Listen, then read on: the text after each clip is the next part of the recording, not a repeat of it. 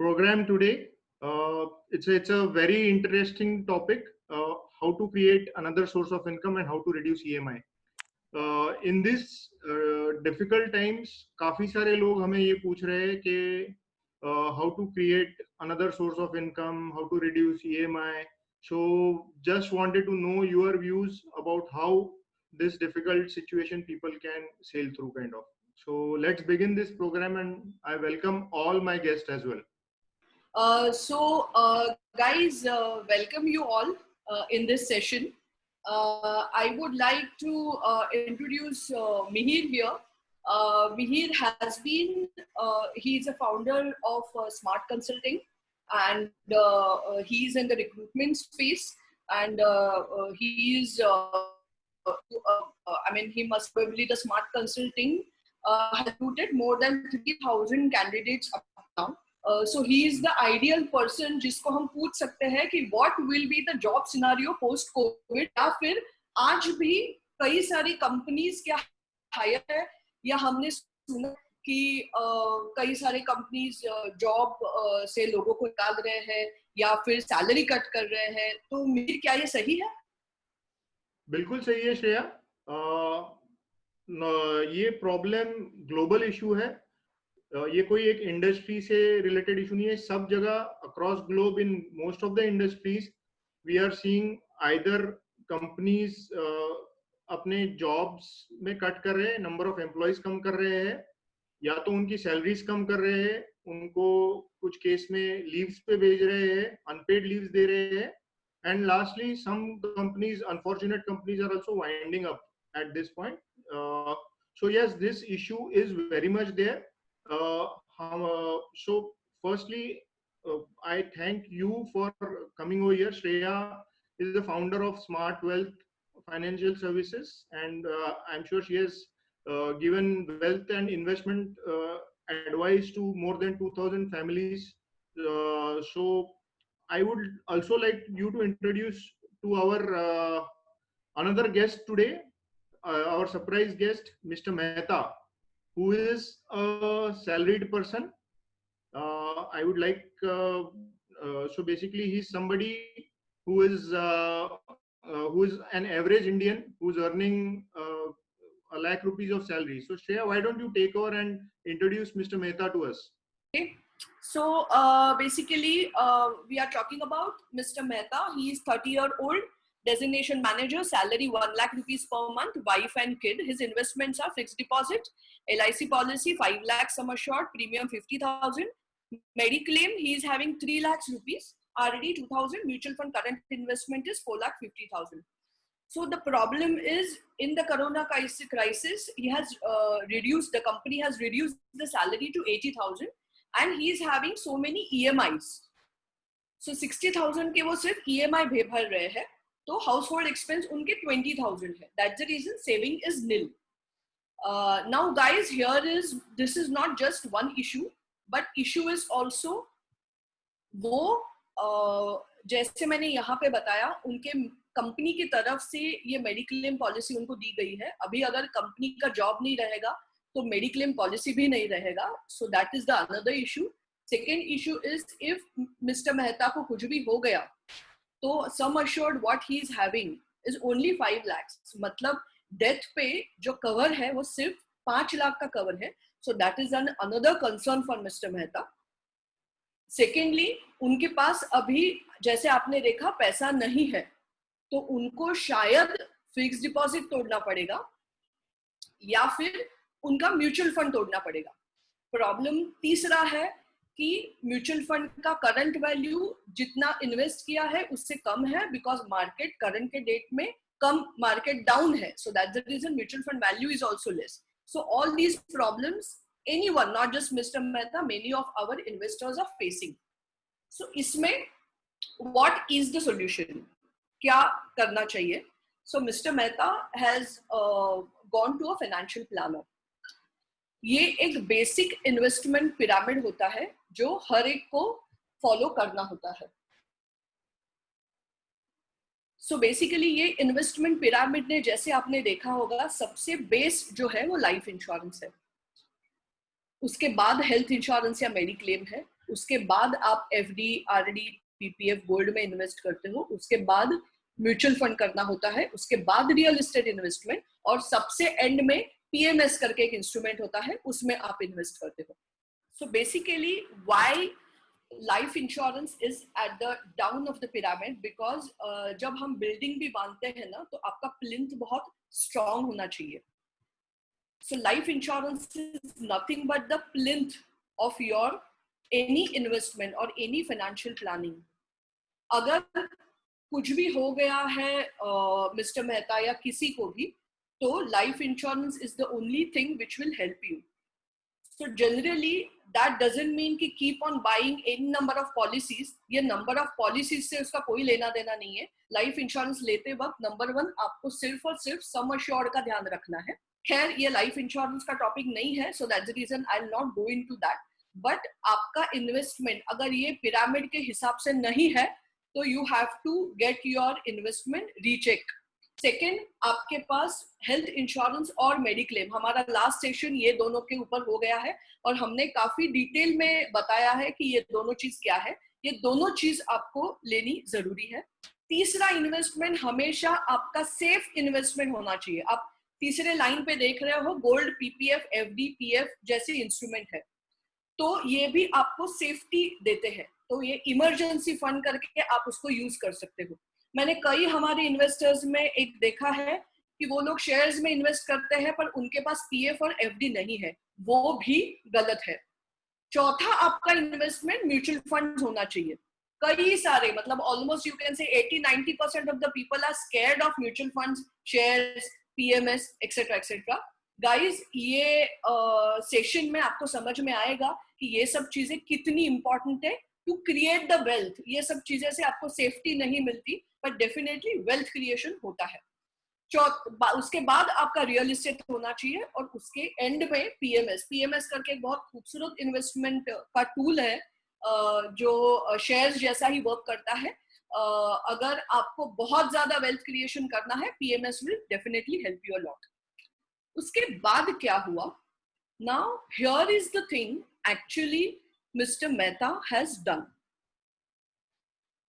ये स्लाइड आप ध्यान से देखना. सो यहाँ पे आपको बिफोर और आफ्टर ये दिख रहा है. होम लोन 40,000 का EMI था.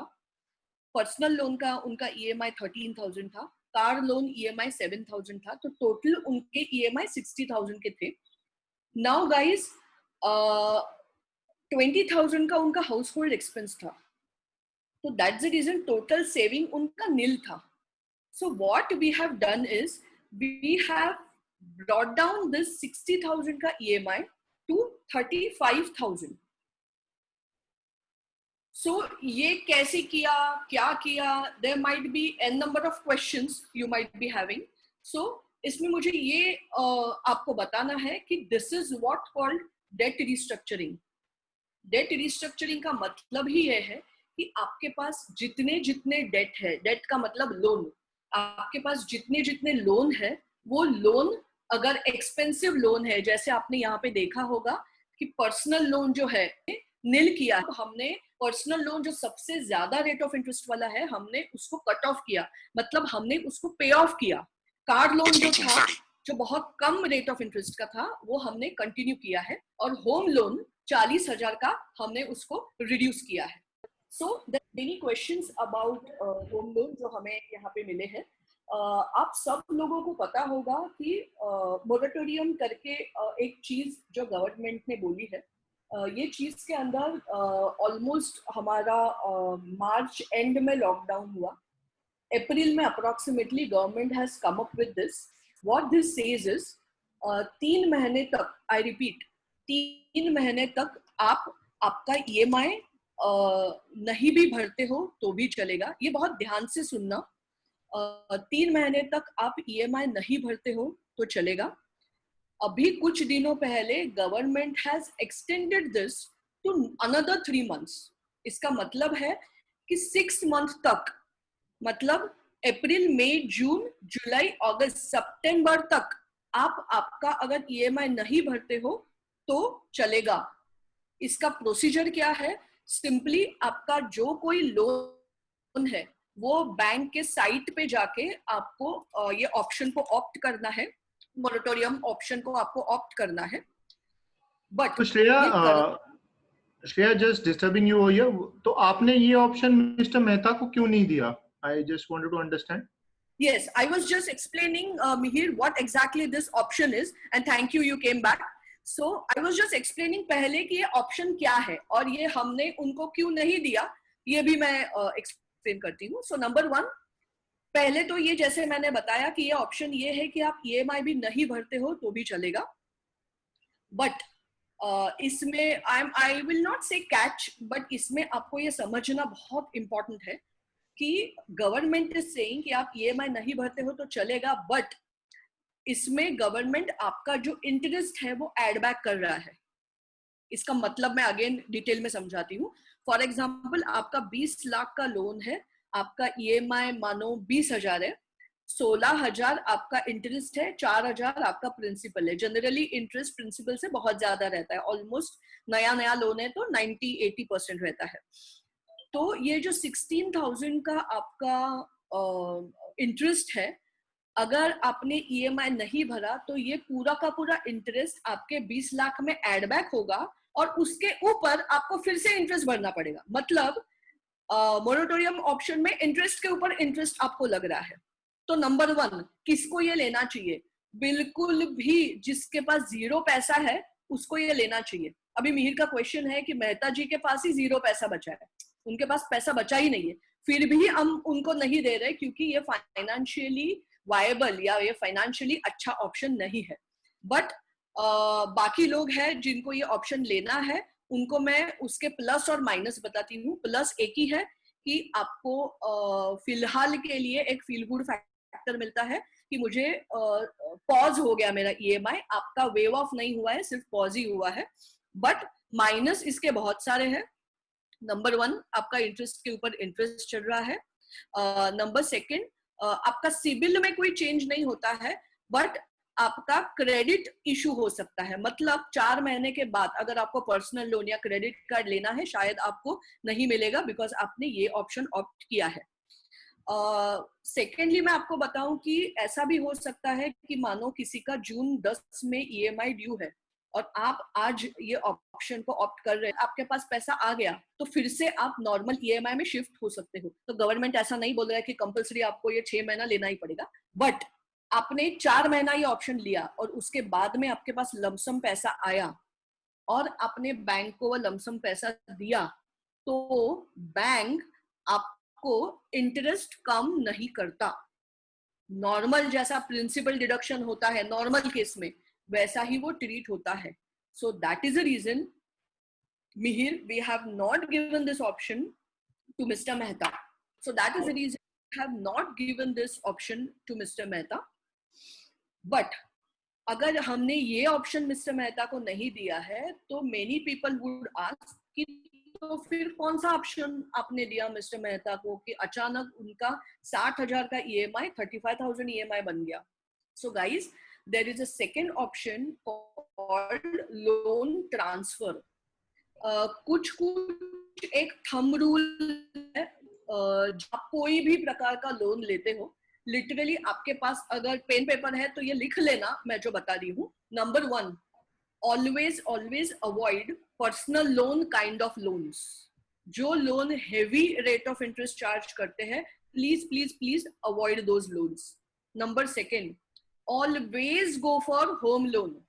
मतलब आपको कोई भी प्रॉपर्टी जो मॉर्गेजेबल है और उसके ऊपर आपको लोन मिल रहा है, गाइस प्लीज डू नॉट, आप अपने खुद के पैसे प्लीज वो प्रॉपर्टी में मत डालना. मैक्सिमम पैसा आपका लोन का ही होना चाहिए.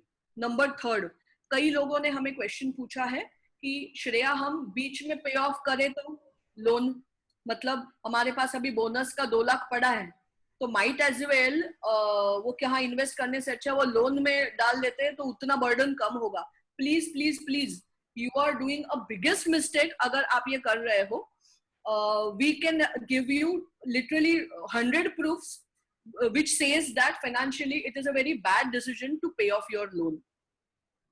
Number थर्ड तो कई नंबर 4 तो कई सारे लोग बोलते हैं कि may be financially it is not so good idea, but emotionally it's a very good idea कि हमको वो पीस ऑफ माइंड चाहिए.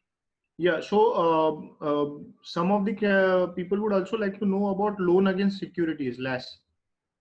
Yeah, so guys, sorry, I forgot to tell you कि लोन के बारे में आपको क्या क्या ये करना चाहिए. अगर आज किसी को पैसे की जरूरत है गाइस, तो नंबर 1, आपके पास अगर LIC पॉलिसी है तो LIC खुद 8 दिन में आपको लोन देती है. 8 to 10 वर्किंग डेज में आपको लोन देती है. You can exercise that option. Number 2, आपके पास mutual funds, shares, unit link policy, ऐसी कोई भी सिक्योरिटीज है, दिस इज कॉल्ड सिक्योरिटी, आप उसके अगेंस्ट लोन अगेंस्ट सिक्योरिटी जो भी रेट ऑफ इंटरेस्ट बहुत उसका कम आता है वो ट्राई कर सकते हो. नंबर 3, आपको होम लोन पे भी टॉप अप मिलता है, वो एक बहुत खूबसूरत ऑप्शन है, आप वो ट्राई कर सकते हो. नंबर 4, होम लोन पे ही आपको लैब भी मिलता है. टॉप अप अलग है, लैब अलग है, तो आप वो भी ट्राई कर सकते हो. नंबर 5, आप आपका एग्जिस्टिंग होम लोन ट्रांसफर कर सकते हो. मैं अभी आपको एक एग्जांपल दूं. हमारे यहाँ पे एक जेंटलमैन थे जिनका 2.5 लाख रुपए का EMI था पर मंथ. उन्होंने कई सारे बीच बीच में लोन पे ऑफ किए थे. उनका 2.5 लाख का EMI हमने लोन ट्रांसफर किया. That EMI we had brought it down to 1 lakh rupees, 1 lakh rupees per month from 2.5 lakh.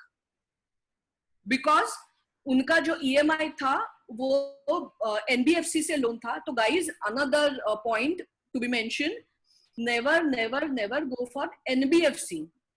NBFC में कौन लोग जाते हैं जिनका सिविल स्कोर अच्छा नहीं है, जिनका जो प्रॉपर्टी वो बाय कर रहे हैं वो अच्छी नहीं है, तो सब स्टैंडर्ड केसेस NBFC में जाते हैं. Generally you should prefer normal banks, जो बड़ी प्राइवेट बैंक्स भी चलेगी, या best is you can go for the nationalised bank. अभी अगर किसी को ट्रांसफर करना है लोन और उसका सिबिल 800 प्लस है तो आपको 7.5% में भी लोन मिलता है. So we have transferred that 9-9.5% का loan to 7.5%. When you will choose a bank और any company for the loan, always understand कई सारी banks, almost 80% of the banks will not disclose MCLR, prime lending rate, वो disclose नहीं करते. पर ऐसी company चुनो जो डिस्क्लोज कर रही है, ऐसी कंपनी या बैंक चुनो जो अगर rate of interest RBI deduct करती है तो आपके भी लोन का ऑटोमेटिकली हो. अदरवाइज अगर नहीं हुआ है तो you can simply transfer the loan. Transfer करने के लिए वो एग्जिस्टिंग बैंक आपको कोई भी पैसा चार्ज नहीं करती. So that is the reason, Mihir, what we have done is we have done the loan transfer. Home loan का EMI हमने आधा किया, पर्सनल लोन को हमने पे ऑफ किया, और कार लोन भी हमने स्टैग्नेंट रखा बिकॉज कार लोन का एनीवेज रेट ऑफ इंटरेस्ट बहुत अच्छा था. So like this we have generated 25,000 extra from nil. आप ध्यान से देना, investment in knowledge pays the best interest. So here we are talking about 3 kinds of, basically there are 3 kinds of income जो आपके job से नहीं आते. Number 1 business income, royalty income and investment income. Business income आपको सबको पता है. Royalty income ऐसे टाइप का इनकम रहता है जो आर्टिस्ट से आर्टिस्ट को मिलता है या फिर कोई पेटेंट को मिलता है. सो ये भी सब लोग नहीं कर सकते हैं, लाइक जैसा बिजनेस सब लोग नहीं कर सकते. बट यहाँ पे जितने जितने पार्टिसिपेंट्स हैं वो सब लोग इन्वेस्टमेंट जो थर्ड टाइप ऑफ इनकम है वो जरूर कर सकते हैं. उसके लिए I will shortly tell you one story. So basically 2 village थे, 2 गांव थे. एक गांव में बिल्कुल भी पानी नहीं था, दूसरे गांव में बहुत ज्यादा पानी था. जहाँ पे पानी नहीं है वो गांव में एक बहुत बड़े बिजनेसमैन ने फैक्ट्री डाला था.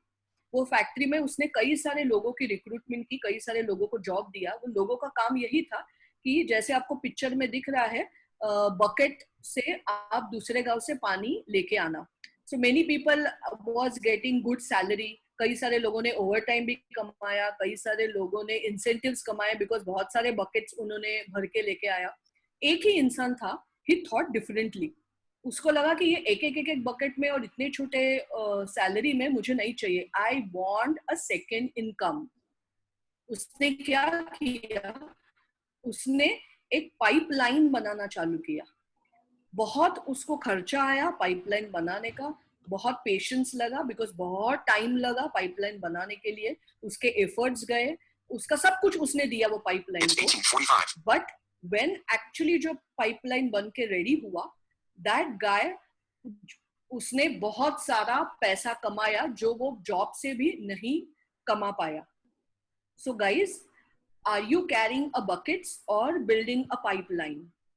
इसमें और कुछ भी रॉकेट साइंस नहीं था, ये इंसान ने सिर्फ एक अलग सोच की।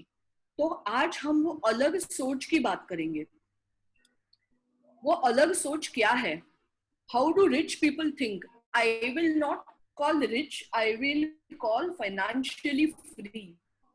आज कोविड के माहौल में आप यही, जो कौन से लोग खुश हैं, आप अपने आजू बाजू के देखो, सब लोग आपको वही दिखेगा कि अरे सैलरी कट होगा शायद, पता नहीं जॉब का अभी क्या होगा, बिजनेस ठप है, कोई गिराकी नहीं है, ये है वो है। वही लोग ये कुछ भी बात नहीं कर रहे जो लोग फाइनेंशियली फ्री है। जो आपको जो थर्ड कैटेगरी यहाँ पे रिच लिखा है ना, वो लोग आज एकदम शांति से अपने घर पे बैठे हैं, फैमिली के साथ एंजॉय कर रहे हैं, और वही लोग बोल रहे हैं कि ये भले 1 साल तक भी लॉकडाउन चलेगा ना, मेरे को कोई प्रॉब्लम नहीं है। सो वी हैव टू, अगर आप ये थर्ड कैटेगरी में नहीं हो, हमें वो थर्ड कैटेगरी में जाना है। वो कैसे जाना है वही आज हम देखेंगे। इसके लिए ये वाला स्लाइड बहुत ध्यान से देखना जरूरी है। आप लोगों का सबका ध्यान एक पुअर जो है उसमें लेके आना। Now think of all your maids and all your drivers. वो लोग क्या करते हैं, जॉब से उनको इनकम आता है और वो तुरंत उनका एक्सपेंस, मतलब वो आज के एक्सपेंस के लिए जीते हैं। मैंने कोविड में मेरी बाई को, मेरे मेड को फोन किया, उनका सिर्फ एक ही गोल है कि मेरा एक्सपेंस जितना है बस मेरा उतना इनकम हो जाए ना, बहुत है, अभी उससे ज्यादा मुझे आगे सोचना नहीं है। मिडिल क्लास आदमी क्या करता है, अभी हम सब है वो कैटेगरी में, हम सब सिर्फ और सिर्फ लायबिलिटीज के लिए जीते हैं। नॉन कॉमर्स स्टूडेंट को मैं ये बताऊं, लायबिलिटी का मतलब है ईएमआई, आपके लोन्स।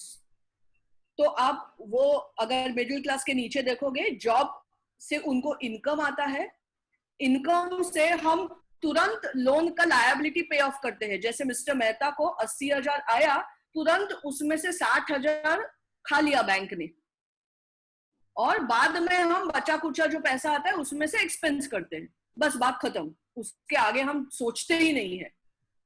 तो ये जो थर्ड कैटेगरी है, उसी वैसा ही हमें अभी सोचना है। ये पहले दो कैटेगरी के बारे में हमें अभी सोचना ही नहीं है। सो ये थर्ड कैटेगरी क्या करता है, if you guys can see, there is no job. आप दोनों फर्स्ट एंड सेकेंड कैटेगरी में देख सकते हो कि जॉब जॉब लिखा है, वो राउंड में देखा सब लोगों ने। थर्ड कैटेगरी में जॉब ही नहीं है, क्योंकि थर्ड कैटेगरी के लोग जॉब करते ही नहीं है। If you are the follower of Warren Buffett और मे बी एनीवन, आप कोई भी, बेंजामिन फ्रैंकलिन से लेके आप anyone, if you can C, they not own anything. उनका पूरा का पूरा पैसा उनकी इन्वेस्टमेंट से आता है। सो आपको ये दिखा होगा कि नीचे असेट्स में से ऊपर एरो जा रहा है और इनकम आ रहा है। So guys, this is what called income from your asset. So this is what called investment income. ये जो थर्ड वाला है उसके ऊपर आज हम बात करेंगे। So ये इन्वेस्टमेंट इनकम कहाँ से आता है, उसको हम कैसे करें, उसके नीचे मैंने लिखा है, financial planner had advised mister Mehta to invest 25,000 every month in equity SIP. आप ये भी चीज, again you can write it down if you have pen and paper, आपको लॉन्ग टर्म वेल्थ क्रिएशन करना है तो equity is the only asset class और one of the asset class which will give you the best income. आप fix deposit RD करके वहां पे नहीं जा सकते हैं। The second asset class probably is nearer to equity is property.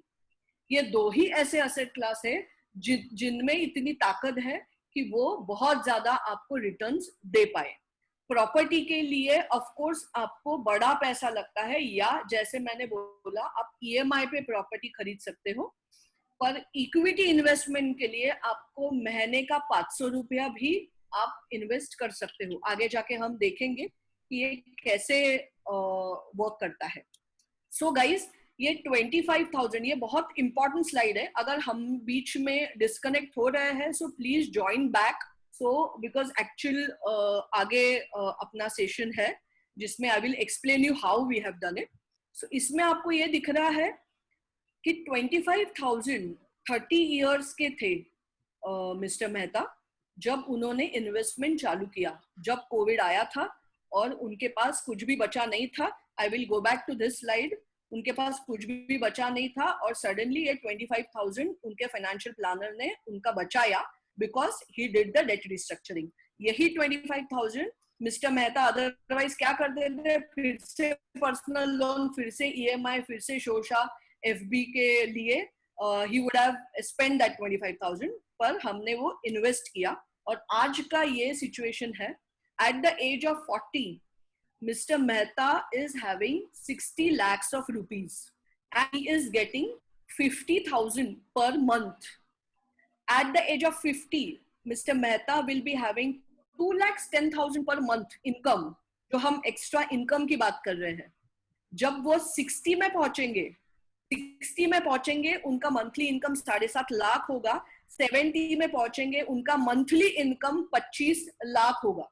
Okay, so guys, everyone understood how we have done it. It's extremely simple. Debt restructuring करके उनका जो 25,000 monthly बचा था, simply we have started 25,000 SIP. That 25,000 at the rate of 12%. अभी ये 12% कहाँ से आया? That also I will explain you later. So at the rate of 12% we have invested. वो इन्वेस्टमेंट अमाउंट इतना बड़ा हो गया कि जब वो 40 इयर्स के थे वो 60 लाख हो गया. जब 50 इयर्स के वो हुए 2.5 करोड़ हो गया. 60 इयर्स के हुए 8.8 करोड़ हो गया और 70 इयर्स के हुए वो 30 करोड़ हो गया. हर एक चीज का रेट ऑफ इंटरेस्ट हमने सिर्फ और सिर्फ 12% पकड़ा है. 12% रेट ऑफ इंटरेस्ट आपको सिर्फ दो ही चीज में मिलेगा, इक्विटी और property. Now you will be asking n number of questions about equity. हमारी हर एक आगे की स्लाइड वो सब क्वेश्चंस आपके कवर करेगी.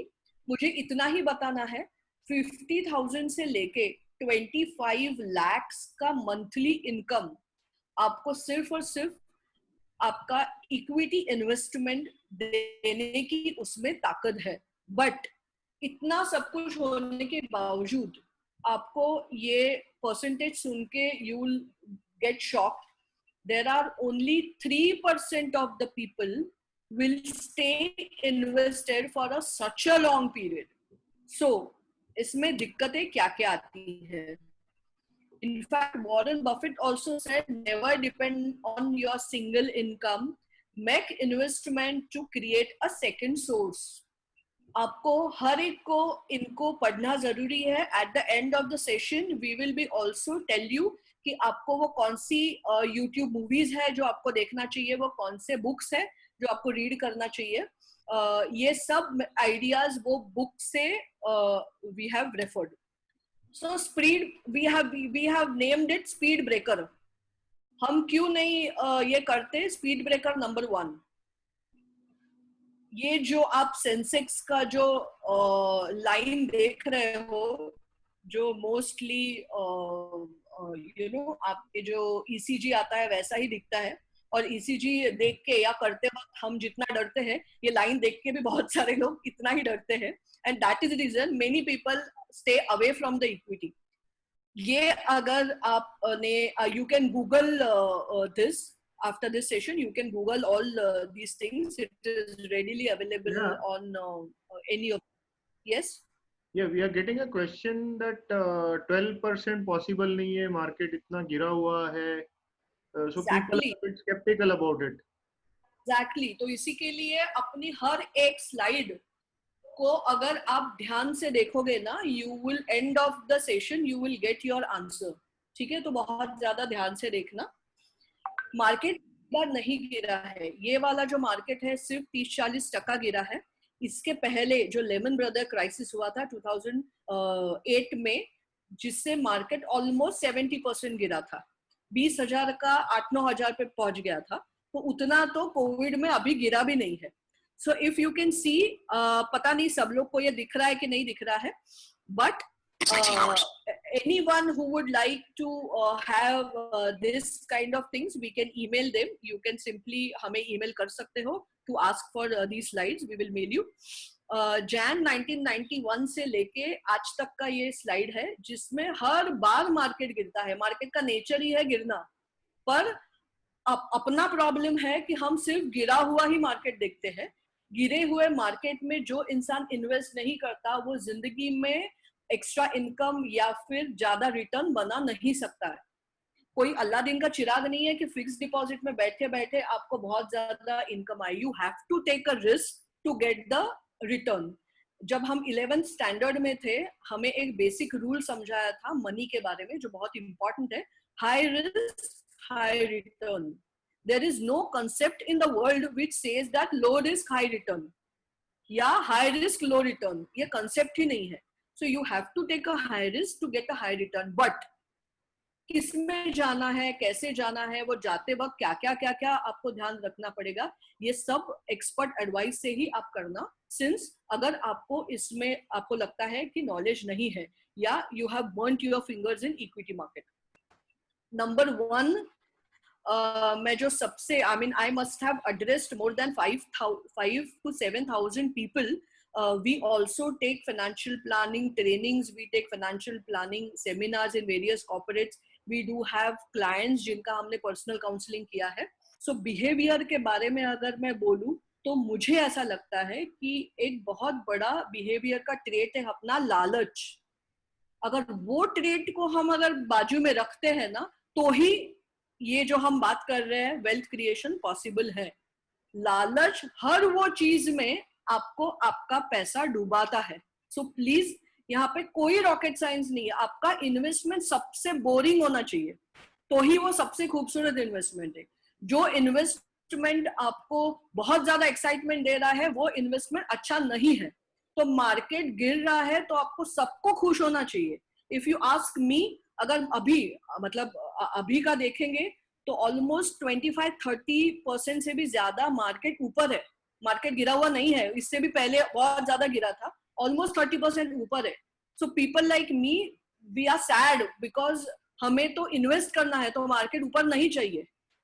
जितना डाउन है उतना बेटर है। So come back to this slide. ये स्लाइड आपको ये दर्शाता है कि ऐसे बहुत सारे इवेंट्स हुए, लेमन ब्रदर हुआ, फाइनेंशियल क्राइसिस हुए, आज अभी कोविड हो रहा है। हर एक टाइम पे मार्केट गिरा है, ऊपर आया है।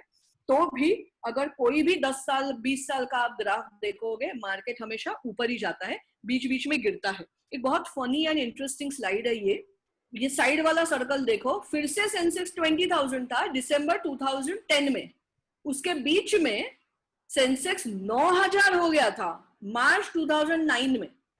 आई रिपीट, जनवरी 2008 में सेंसेक्स 20,000 था, 3 महीने में, हाँ, only in 3 months Sensex gone down from 20,000 to 9,000 and 1.5 year में again went back to 20,000.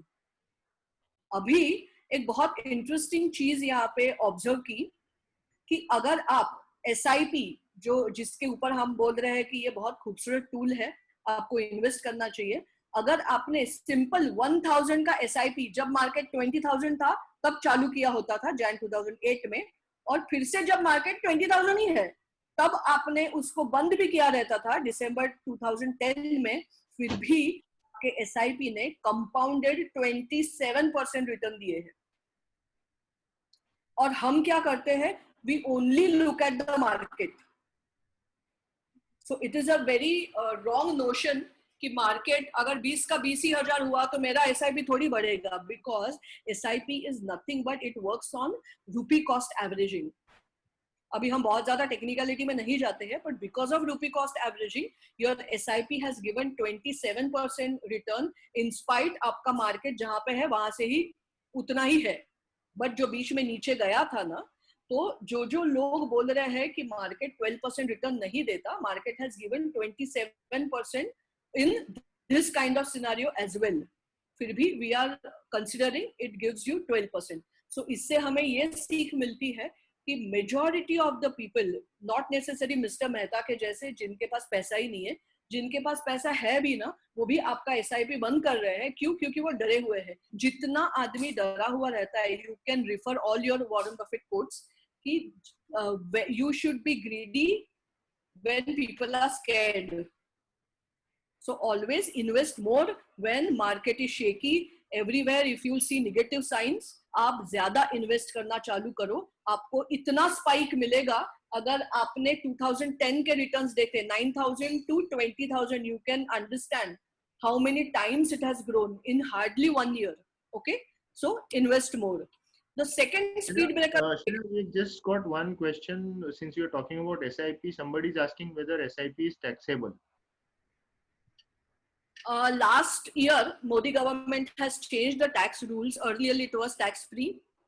Now, all the equity investments, including SIP. SIP ये कोई scheme का नाम नहीं है. SIP is a mode of investment. मतलब आप जो monthly invest करते हैं उसको SIP बोलते हैं. It can be in equity fund, it can be in balance fund, it can be in debt fund. But yes, अगर आप equity fund की बात करते हो तो equity funds are 10% long term taxable. Okay, come back to speed breaker number 2. Cost of delay. 95% of our investors fall into this speed breaker. हम लोग क्या करते हैं, हमको समझ में सब आता है but we actually don't take any action. तो ये सिंपल, मैं आपको ये स्लाइड आपको बताता है. आप अगर लेफ्ट हैंड साइड जाते हो ये स्लाइड के, आपको नंबर ऑफ इयर्स दिख रहा है, उसमें 1 दिख रहा है. आप राइट हैंड साइड जाते हो आपके स्लाइड के, तो उसमें लिखा है what's your age. If you are 25 year old, आप अगर 1 लाख पर ईयर, मंथ नहीं 1 लाख पर ईयर इन्वेस्ट कर रहे हो, आपके 60th एज पे आपको 4 करोड़ 81 लाख मिलता है. पर अगर आप सिर्फ 1 ही साल से आपका डिले हो गया, मतलब आप आज लेता हो डिसीजन, कल लेता हूँ, ऐसा कर कर करके 1 साल निकल गया, तो आपको कितने लाख का लॉस होगा. तो ये घड़ी जैसा दिख रहा है, वो स्पीड मीटर जैसा दिख रहा है, उसके बाजू में आपको फिगर दिखेगा 52,52,000 का आपको लॉस होगा. सो गाइस, सिर्फ 1 साल के डिले की वजह से आप क्या समझते हो, मैंने सिर्फ 1 ही लाख नहीं भरा ना. 1 साल का डिले, साल का 1 लाख भर रहा हो, मतलब 1 ही लाख नहीं भरा, तो कितना ऐसा नुकसान किया होगा. तो एक्चुअली इट इज 52 लाख. अगर आप 3 साल नहीं डिसीजन लेते हो तो आपका नुकसान 1 करोड़ 41 लाख है. और अगर आप 6 साल डिसीजन डिले करते हो, 6 साल का डिसीजन डिले मतलब आपने 6 लाख नहीं भरा है, आपका कॉस्ट 6 लाख है, बट आप कितना लूज करते हो, सो दैट इज 2.41 करोड़. सो हमने जो देखा है, majority of the time this speed breakers हमारे वेल्थ क्रिएशन और हमारे बीच में आ जाता है कि हम जल्दी डिसीजन ही नहीं लेते. द थर्ड स्पीड ब्रेकर, और ये बहुत इंपॉर्टेंट स्पीड ब्रेकर है, जो लोग, ये स्क्रीन बहुत इंपॉर्टेंट है, बहुत यूजफुल है.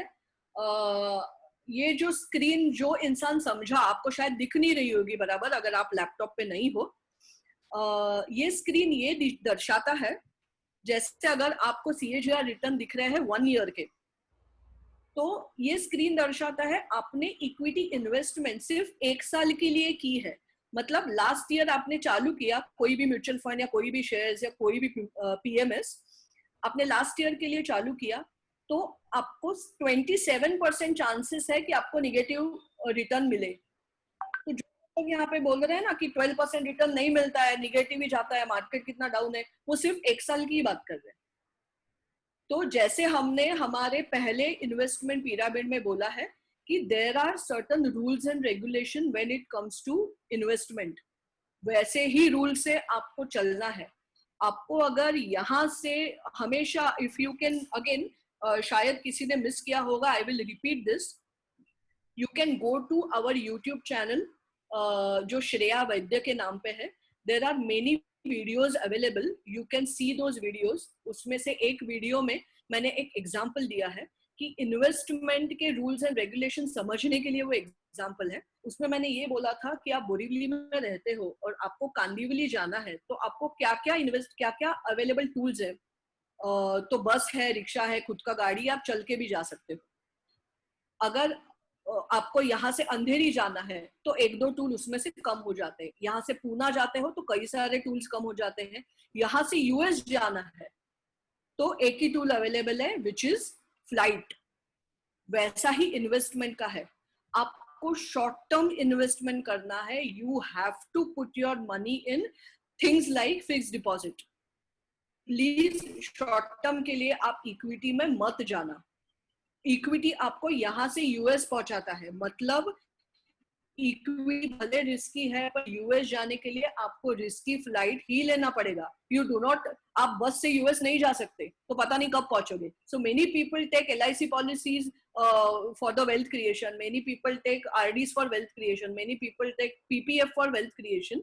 तो this is not the ideal tool for the wealth creation. Wealth creation के लिए property and equity, those are the best tools, जो रिस्की है पर रिटर्न्स भी उसमें ही आते हैं। सो ये स्लाइड भी वही दर्शाता है कि अगर एक साल के लिए इक्विटी किया, आपका 27% लॉस की प्रोबेबिलिटी है। दैट डजंट मीन होगा, पर प्रोबेबिलिटी है। 3 साल के लिए अगर आप इक्विटी इन्वेस्टमेंट करते हो तो 11% चांस से आपका लॉस हो सकता है, प्रोबेबिलिटी है। 5 साल के लिए इन्वेस्ट करते हो तो 10% चांस से आपका लॉस हो सकता है। पर आप 10 साल के लिए इन्वेस्ट करते हो तो there is 0% chance that you may lose your money. 15 साल के लिए करते हो, 20 साल के लिए करते हो, 30 साल के लिए करते हो, so that is a reason equity is for 10 years। जैसे हमारे मिस्टर मेहता के एग्जांपल में वो 30 साल के हैं, हमने 40 साल के बाद ही उनका वेल्थ क्रिएशन किया है। जैसे मैंने, हाँ, Yeah, sorry to cut here. One of our client is asking whether in this current scenario, then what should he do? Should he invest in lump sum or go for an SIP kind of an investment? so do not invest in lump sum. Again, if you can see our videos, उसमें भी हमने बताया है कि ये scenario market में go down further. खैर ये मार्केट का सेशन नहीं है, बट हमें कई सारे मैसेजेस मार्केट के ऊपर भी आए हैं। तो जैसे ही रिजल्ट आएगा कंपनीज का, we are expecting a good fall from this level as well.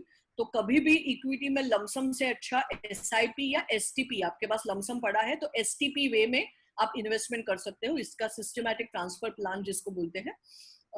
तो आपको STP या SIP करना है, लमसम नहीं करना है इक्विटी में इन्वेस्टमेंट, और आपको करते रहना है, रुकना नहीं है। तो SIP को कोई बेस्ट दूसरा सब्स्टिट्यूट नहीं है, लमसम तो बिल्कुल नहीं है। So basically the speed breaker का ये जवाब है कि equity is for the long term.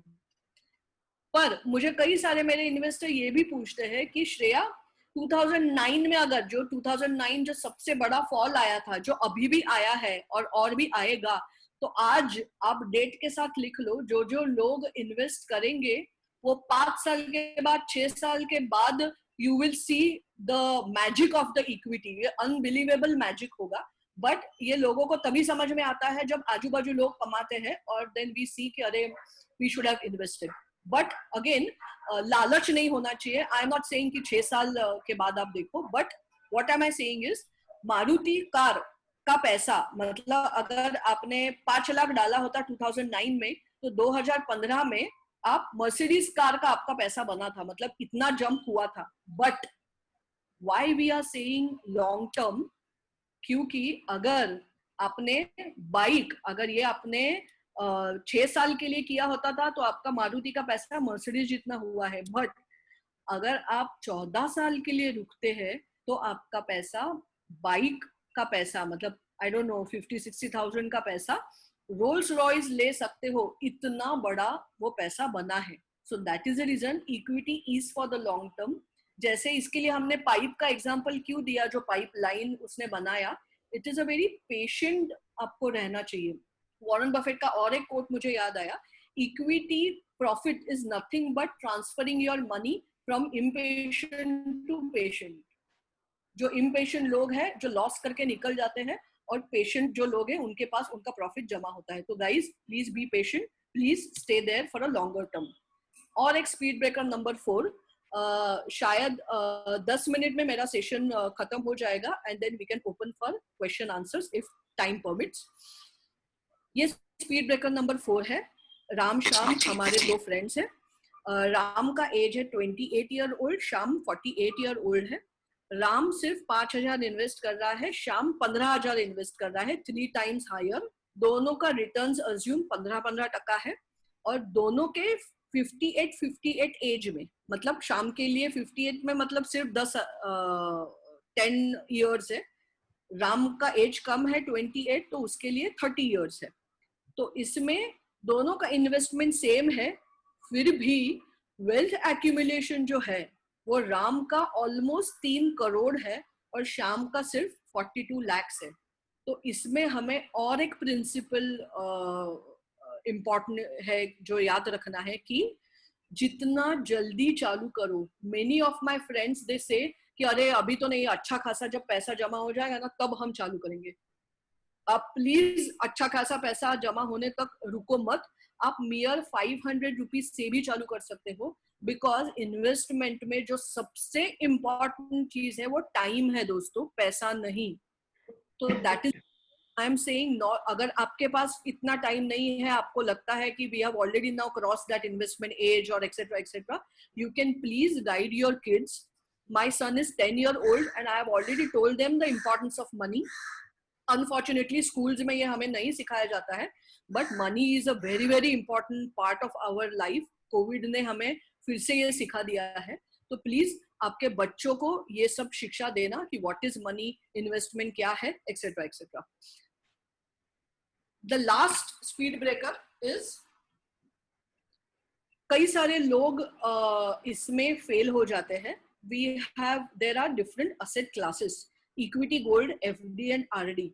जैसे मैंने बताया, आप ईयर्स में अगर 5 ईयर देखो, एक्सट्रीम राइट के आपके लिखा है 5 नंबर, उसके नीचे आप देखोगे ना, टोटल इन्वेस्टमेंट 1000 पर मंथ अगर आपने किया तो 5 ईयर्स में इक्विटी बहुत ज्यादा आउट परफॉर्म नहीं करता है। उससे ज्यादा 1 लाख ऑलमोस्ट गोल्ड ने बनाया है, इक्विटी ने सिर्फ 90,000 बनाया है। सो 5 ईयर्स में equity is not a great asset class.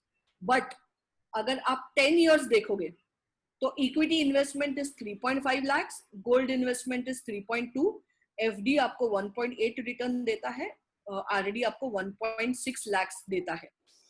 जैसे जैसे आप आगे बढ़ते हो, 15 ईयर्स, 20 ईयर, 25 ईयर, 30 ईयर्स, अगर आप 20 ईयर्स का देखते हो, वो 1000 का इन्वेस्टमेंट इक्विटी में 11 लाख हो जाता है, गोल्ड में सिर्फ 7 लाख होता है, एफडी आरडी में 6 और 4 लाख होता है।